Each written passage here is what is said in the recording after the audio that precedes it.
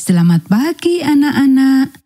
Kita akan belajar firman Tuhan melalui buku renungan pagi anak, Identitas.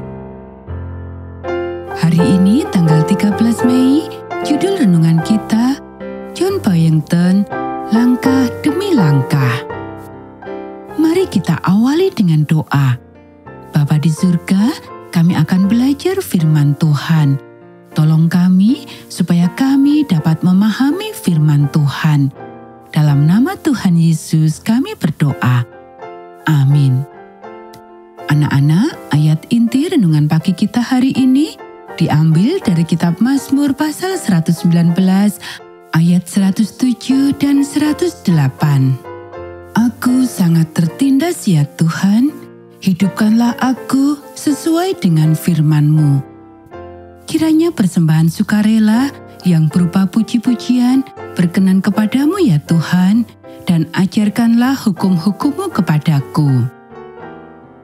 John Byington adalah orang yang dipilih oleh konferensi sebagai presiden pertama ketika James White menolaknya. Riwayatnya sangat menarik. Ayahnya adalah seorang pengkhotbah keliling, dan ketika John baru berusia 7 tahun, ia menyadari bahwa ia adalah orang berdosa dan menyerahkan dirinya kepada Tuhan. Pada usia 18 tahun, ia aktif dalam pelayanan awam, tetapi pada usia 21 tahun, kesehatannya menurun. Selama 3 tahun, ia menderita depresi. Kita yang menderita depresi saat ini seringkali merasa bahwa kita sendirian atau bahwa kita tidak dapat bekerja untuk Tuhan.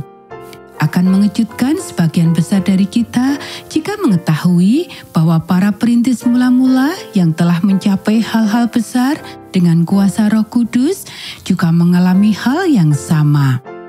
Lihatlah kelemahan fisik dari para pemimpin yang terkenal seperti James dan Ellen White. Pada usia 21 tahun, Byington mulai bekerja lagi, membagi waktunya antara bertani dan berkhotbah, dan mungkin merupakan cara yang baik untuk menjaga kesehatannya secara fisik, mental, emosional, dan spiritual. Waktu di luar selalu membantu.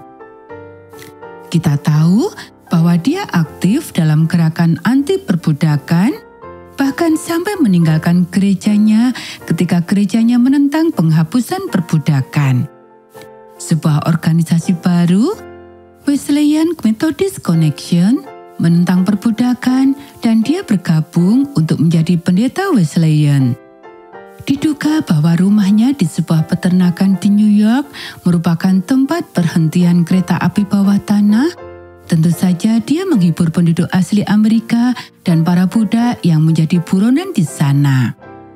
Anak-anak, pada tahun 1844, Byington mendengar sebuah khotbah tentang Millerisme, tetapi dia tidak terlalu terkesan dengan khotbah tersebut. Namun, ia terus mengikuti Tuhan seperti yang ia pahami, dan selangkah demi selangkah Tuhan menuntunnya. Anak-anak, demikianlah renungan pagi kita hari ini. Mari kita akhiri dengan doa. Tuhan, atas langkah-langkah kecil, bantulah saya untuk melihat bahwa tidak ada seorang pun yang terlalu lemah atau ringkih untuk melakukan sesuatu bagimu. Mungkin mereka yang terbaring di tempat tidur atau di rumah dan hanya dapat berdoa sedang melakukan pekerjaan yang paling besar dan paling penting.